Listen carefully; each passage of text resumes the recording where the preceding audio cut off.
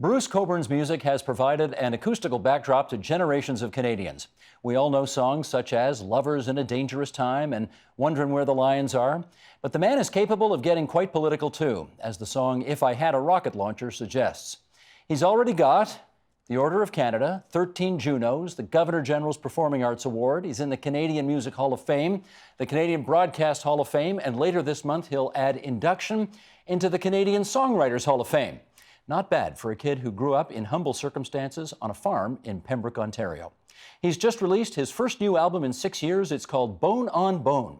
And we're delighted to welcome Bruce Cockburn back to our studio tonight. So good to have you in that chair. For the first time, we were doing the math earlier. Maybe 15 years since you've been here. It's something like that for sure. Yeah, it's long been a while. overdue. Yeah. Anyway, let's start with the hot news, because you've got this new album out. And I do want to know what influenced the writing of this album. You know, it's hard to pin down. I've never been the kind of writer who starts with an agenda and pursues it. I've found early on, when I was just getting going, that the best thing for me to do is wait for the good idea, you know, and something will hit me. Usually it's something that triggers a strong emotional response. That'll get the creative process going, and so what triggered this song one? will be born. Well, it's just basically life. I've been living in San Francisco for the last 8 years. I would say life in America. And that's going to suggest that in the current era that we're in, a perhaps greater political agenda on the album than is actually there.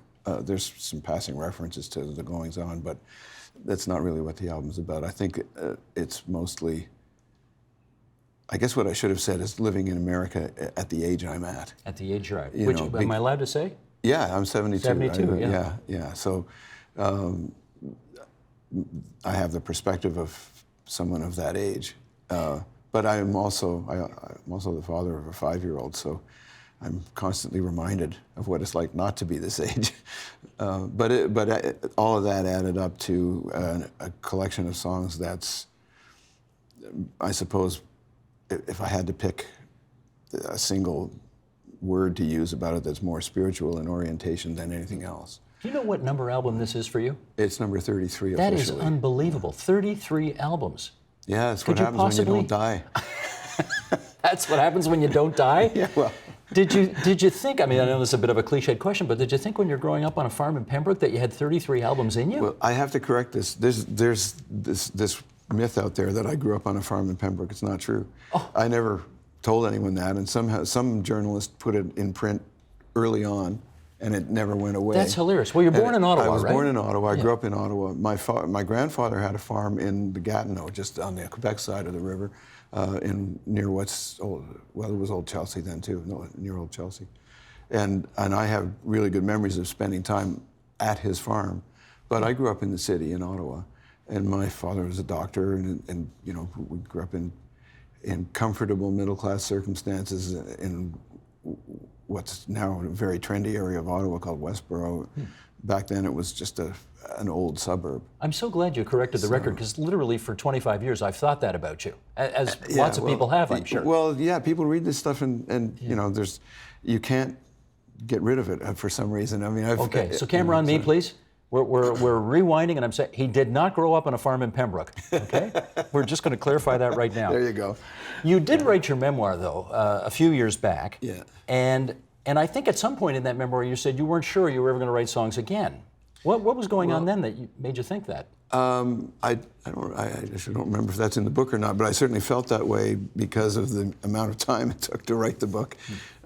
3 years, eh? Yeah, basically the writing process took about 3 years, and there was a year or so before that where I was touring with the previous album, the last album I put out, and I hadn't written any songs, so it was about a 4-year stretch where I didn't write any songs. All the creative energy that would have gone into songs went into the book. So at the end of that, I'm thinking, you know, maybe songwriting's over for me. Maybe it's time to think of writing prose or just doing something else with my life. I'd had an experience a little bit like that at the end of the 80s. I went for about a year and a half without writing anything, and I almost decided it was time to do something else. I was thinking it'd be great to go back to art school, not back to art school, I never went to art school, but back to art school, and get it together to do graphic novels, because I've always loved that medium of expression too. But you didn't. But I didn't. I thought, well, maybe I'm just burned out. Maybe I need to, take a sabbatical. So I took the year 1990 off. I basically did nothing except what I felt like doing for 1990. And within about a week of having officially begun my sabbatical, I started writing songs again. There you go. So I had that experience. Was that transition from prose to songwriting more difficult than you thought it might be? The other way was transitioning to prose. I mean,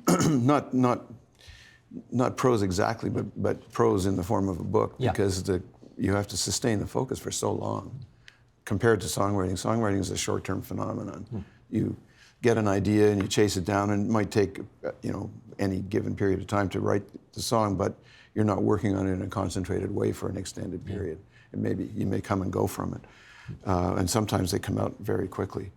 But a book, this was like 3 years of solid focus. It happened to coincide with the birth of my daughter too, so the beginning of the book. So it was basically 3 years of no sleep period. The only time I could write without interference was in the middle of the night, Now, well, we may have got the farm in Pembroke wrong in the intro. I think the rest of the intro is accurate in as much as you have had your share of accolades over the years, Mr. Cockburn, and deservedly so, but there's a new one coming down the pipe, and that's the Songwriters Hall of Fame. What does it mean to you to be in there? Well, the Hall of Fame things are interesting because on the one hand, it feels like you should be dead to be in a Hall of Fame, on the other hand, it's just a nice thing. It's nice to be recognized as having some meaning, as having one's presence have meaning for people. But you've been writing songs for more than 50 years. Why do you think it took them so long to get you in there? Well, you have to have a life before you can be in the Hall of Fame. You've had a life, sir. Yeah. Well, I have, and that's.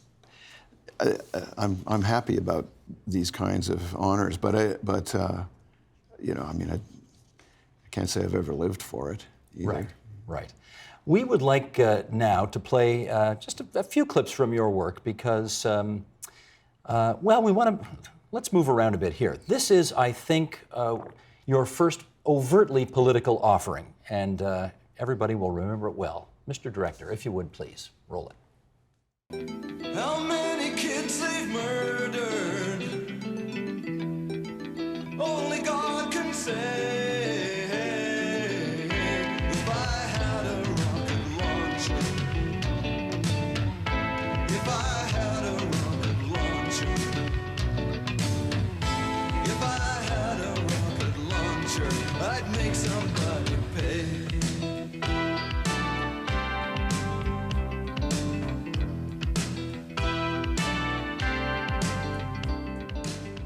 What provoked that song in you? Well, how much time have you got? It's a bit of a long story. But basically, in '83, I went to Central America for the first time. And that trip began with a visit to Mexico, which included some days spent in refugee camps in Chiapas in the south, inhabited by people from Guatemala who had escaped unbelievable repression from Mayan people whose villages had been razed by the Guatemalan army. The stories are horrendous and many now because a lot of research has been done on this since then in more recent years. But and you put some fairly stark images in that video, despite the fact it was many years ago. The video, yeah. The video director did a good job of putting appropriate imagery with the song, but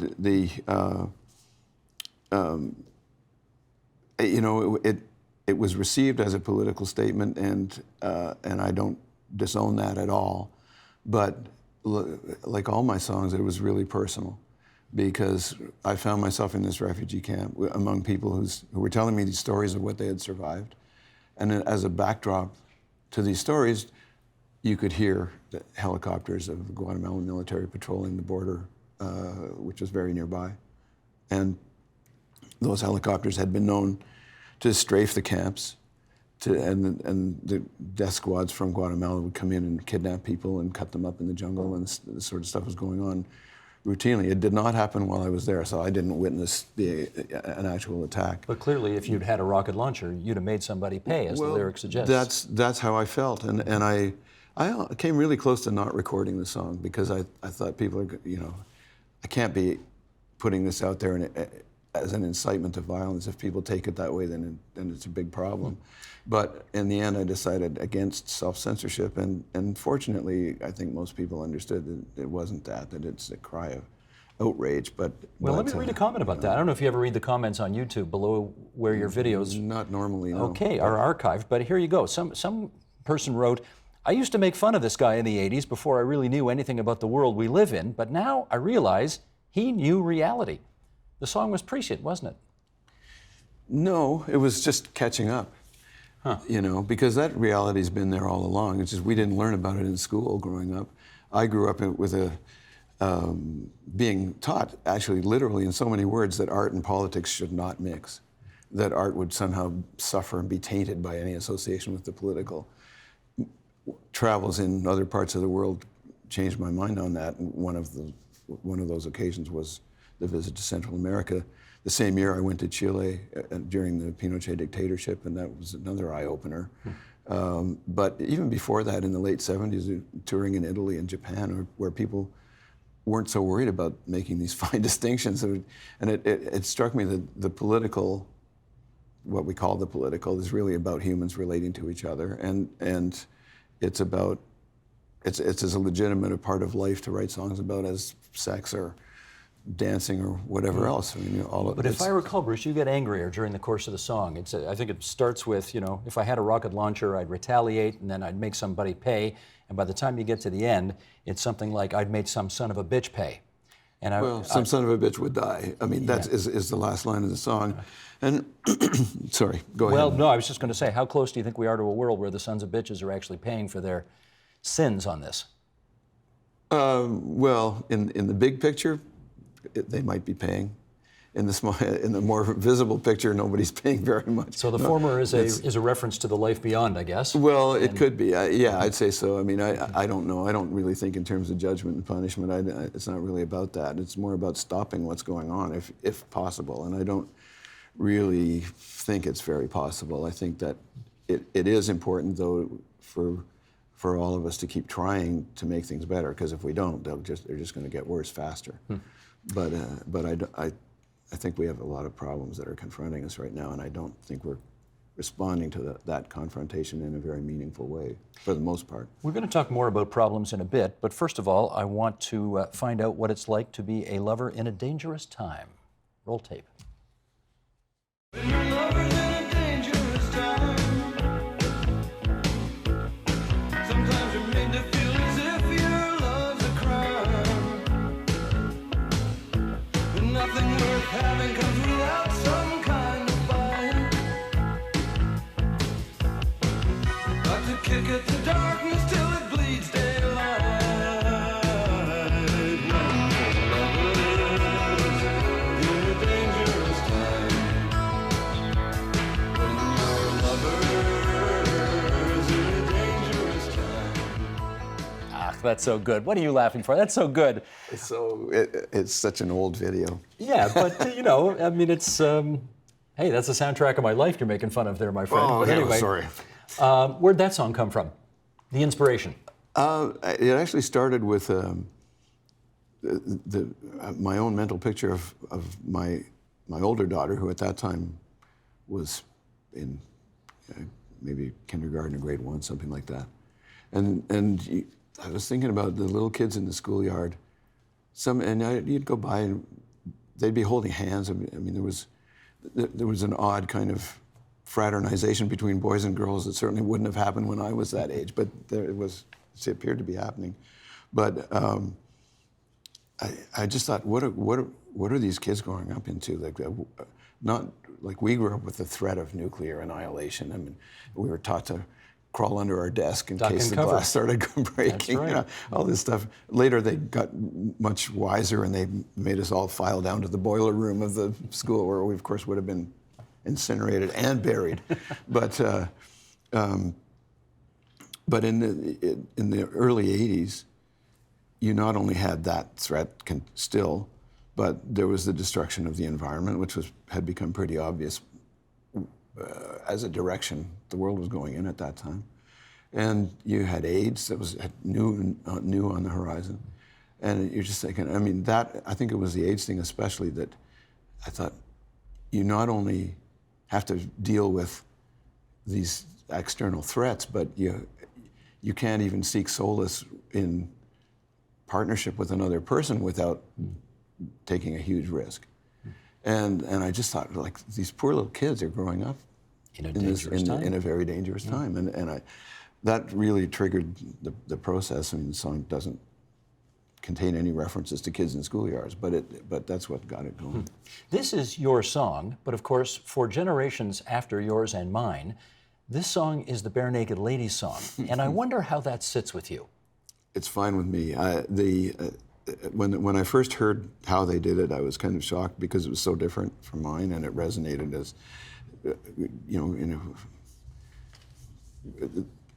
a reference to a kind of folk music that I wasn't particularly into, but I got used to it, and I've actually performed it with them on a number of occasions. Oh, you have? Okay. Both their version and mine. Well, that may answer the next question, which because I wonder if you, I would think it's only human to have a moment where you think, oh my goodness, they are getting so bloody famous off a song that's mine, and everybody's going to think it's theirs, and I don't know how I feel about that. Oh no, I never had a problem with that aspect of it at all. I mean, it's just like, it's great. Somebody recorded my song, it's out there, people are hearing it.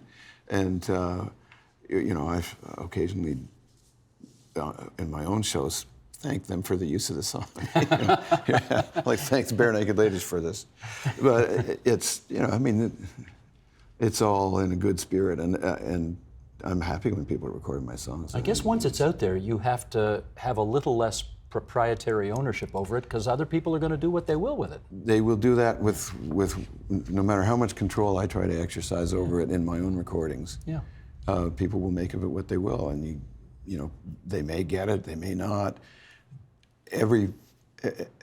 Everybody filters, and me included, filters what comes in through their own experience and their own points of reference. And so you have no control, really. You just have to try to make it as good as you can for yourself. Okay, as promised, I want to get back to what it's like for a Canadian living in America right now, because you are living in Donald Trump's America, and you are living in the bluest city in the bluest state. You live in San Francisco, California, and I just wonder what you make of those contrasts in your life and your other country at the moment. America's a crazy place. It always has been. And we forget that sometimes, and I kind of forgot it. When I lived in Boston in the 60s going to music school, it was crazy then too. It was the Vietnam War. Yeah, I went to Berkeley. I was the only person in the school with hair down over his collar. All the jazz people were like, they tried to look clean cut because everybody thought they were heroin addicts, right? So a couple of them were, mostly they weren't. But I'd come back from hitchhiking around Europe, and I had, what was considered long hair at the time. And cars would pull up beside me on the street, and somebody'd yell out, "Hey, Ringo," or "Are you a boy or are you a girl?" Cops would stop you and demand to see your ID on the street, stuff like this. It was routine. In Boston in the 60s? In Boston in the 60s, yeah. And this is before there was, it was just on the cusp kind of people coming back from Vietnam and starting to show the same kind of PTSD stuff that we've seen with Iraq vets and others. So the public awareness of how bad it was to be there as an American hadn't quite percolated around yet. How much shouting at the TV do you do nowadays? I hardly ever watch TV. I'm sorry to say. Here I am talking to a TV guy, but I kind of don't have time. Okay. I guess that was sort of a fancy way of saying, when you hear the latest utterance from the current president of the United States, what does it do to your mental health? Well, it causes me distress, I have to say. And it's a kind of helpless distress, because what can you do? The challenge I find, the really big challenge, it's very easy to be critical of of Donald Trump, and I think that we've seen enough of it. He gets enough attention. And he's good at this. This is the thing he is really good at, is creating disruption and creating smokescreens by getting everybody to look at his antics and have opinions about it. The Democratic Party in the States, it seems to have committed itself to nothing more than an outraged response to his latest whatever it is. And so they're not providing any alternative. And I think that's the biggest problem with him being there, is the disruptive factor. I mean, he's changing American history in a big way. That's not right. He's not changing history. He's changing the flow of history, I think. And there may be precedents for this. I'm not well enough versed in the subtleties of American history. Actually, everything I hear is he's the most unprecedented president in so many ways. That's what people say and think. And I mean, he's also the product of a kind of unprecedented time, because we have Facebook, we have all these, we have Twitter, we have all these social phenomena that exist that didn't exist a generation ago. So, he's the first president who's really had a chance to use this stuff. Do you ever think, thankfully, I still have a Canadian passport and I can get out of here if I have to? Yes. You do think that? Yeah, I sure do. but when the opportunity comes, I'll probably take out American citizenship too, because I'm there as a green card holder right now. So essentially I'm an immigrant. I'm not in the immigrant demographic that has to worry about stuff very much. But as an immigrant, I can't leave the country for more than 6 months, a year, added up, without jeopardizing my status. Is your second daughter born in the States? Yeah. She is. So she's a dual citizen, and my wife's American. So that, but once I'm an American citizen, then I can come and go as I wish. And so the plan is for me to do that. But, I feel like a Canadian. I am a Canadian. I grew up here. I love Canada, and Canada's in my blood, and that will remain true. Do you wonder how you will feel once you're a joint citizen as opposed to just a Canadian citizen? I think I'll feel that I have a greater freedom of movement, and I mean, I don't know. It's hard to predict, but I don't really see anything very drastic changing in the feelings about it. I have a great affection for the United States, and it's been very hospitable to me over many years. I've been touring there for decades, and I have a lot of friends and a great appreciation for the country and its various cultures. But it's, I suppose that being a citizen is going to invite a different perspective on what responsibilities go with that. Right now, I can't vote in the U.S. And you surely will once I'm a citizen, you can. I will be able to, yeah. And I will vote, and I'll be in a position to perhaps think of things in some other way than I do right now. But I mean, I'm strictly an observer. I have strong opinions about lots of stuff. So we've heard. Well, let me ask you about protest songs, because, of course, in referencing the 1960s and Boston and that scene, protest songs were a very big deal back then. Do you think that they still carry the weight that they once did? Yes and no. I think that's coming back around because of the conditions right now. I think that the artistic community in general has risen up strongly against the direction things are going in. And there's enough media support. I mean, the thing is, there's always been so-called protest music. I mean, it's a term I'm not totally comfortable with, just because I associate it with, along with Dylan's great songs of social commentary and whatnot and protest. There's also stuff like Eve of Destruction and some other stuff that was just basically pop music constructed to capitalize on the popularity of the genre, or at least that's how it seems to me. So I don't know who wrote that song or why, but it always struck me that way. So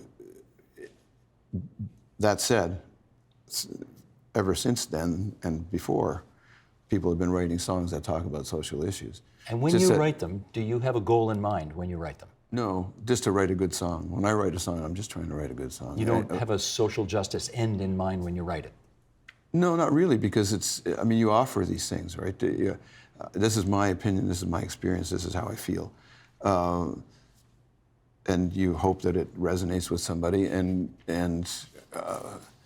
that's about the best you can expect. If it does, if a song becomes associated with a social movement, it's because the movement was there and received the song as an anthem or as a kind of rallying point. That works, but that's as far as it goes. Bruce, we got a couple of minutes left, and I want to touch on two more things. I'm not outing you here because you said it already. You're 72 years old. You are about to embark on a rather, I mean, I looked at the schedule. You're about to embark on a rather massive North American tour to promote this new album of yours. Is there a part of you that wonders if you're going to get to the point where you said, okay, enough, I'm done?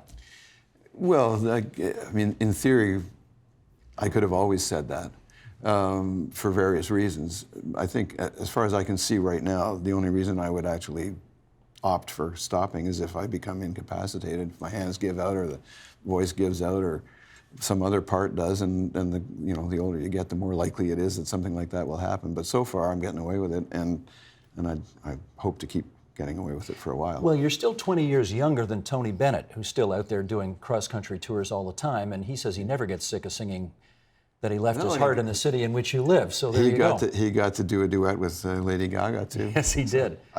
There's hope yet. Can I just finish up by asking you, and it's a terrible cliche, but I am going to ask you the question that everybody wants to know the answer to, and that is, have you figured out yet where the lions are? It had to come, didn't it? Well, you know it. You knew it. Yeah, well, they're always out there. Yes, they are. It's safe to assume. It's safe to assume that you will always be wondering where the lions are. And they're out there waiting to get you. So far, you're winning the race. You're keeping them at bay. Or dodging them. Dodging them, one way or another. Yeah, yes, indeed. something like that. I can't thank you enough for coming back here and spending so much time with us. I want to congratulate you for making it into the Songwriters Hall of Fame, which is an honor that's well overdue. I want to wish you great luck on Bone on Bone, which is your new album. What do the kids say? It drops in the next week or so? Yeah, it's any day now. Yep. And it's just been so fabulous having this time with you. Thanks so much. Well, nice to talk to you, Steve. Thank you. That's Bruce Cockburn, going into the Songwriters Hall of Fame. Help TVO create a better world through the power of learning. Visit TVO.org and make a tax-deductible donation today.